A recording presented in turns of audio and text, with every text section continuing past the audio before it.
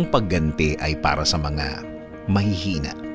Ulitin ko lang yung pinost ko before na nagkaroon ng maraming shares nung panahon na naipost ko. Weak people revenge. Strong people forgive. Intelligent people ignore. Kung magigets mo ang meaning ng post na ito, malaki. Malaki ang may tutulong nito sa'yo. Sa personal o kaya sa trabaho, mas marami kang magagawa kung di mo talaga sila pinapansin. Mas nakaka-focus ka. Maging malakas sa harap at likod ng mga paninirang ito. Maging mas malakas para na rin tuloy-tuloy ang mga magagandang pangyayari sa iyong buhay. Sa totoo lang, sisirain lang naman talaga ng mga taong yan ang diskarte mo. Eto pa, kailangan mong maging matatag dahil the more na hindi mo sila pinapansin, the more na mas titindihan nila ang kanilang ginagawa, the more na pepersonalin ka nila, the more na mas maraming masama ang gagawin at sasabihin nila.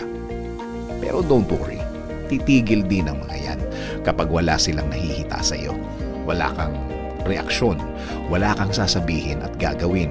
Mapapagod na lang yan at isang araw, tatantanang ka na ng mga yan. At pagkatapos nun, hahanap na lang sila ulit ng mga bibiktimahin nila. Hahanap na lang sila ulit ng ibang kwento para paggrabihin ulit at makaistorbo ulit ng ibang tao. Kaya lang naman talaga tayo apektado ng mga kwentong imbento dahil nag-decide tayo na patulan in the first place. Yun naman talaga ang gusto nila. Patulan natin sila. Sugurin natin sila. Kumprontahin natin sila. Awayin natin sila.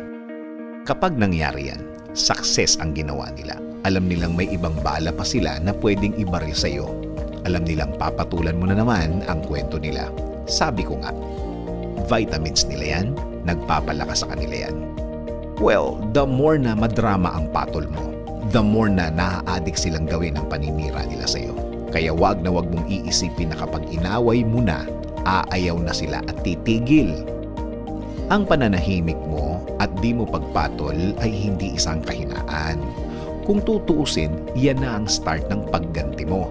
The more na deadma ka sa mga ginagawa nila, the more na focused ka, the more na aangat ka sa buhay mo.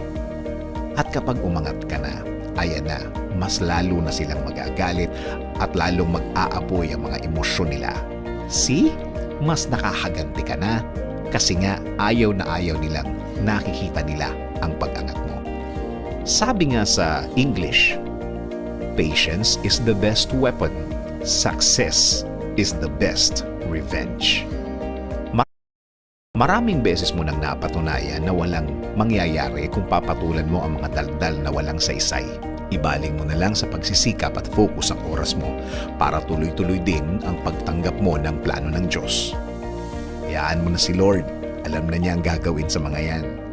Sabi nga sa John 16:33, I have told you these things so that in me you may have peace. In this world you will have trouble, but take heart. I have overcome the world.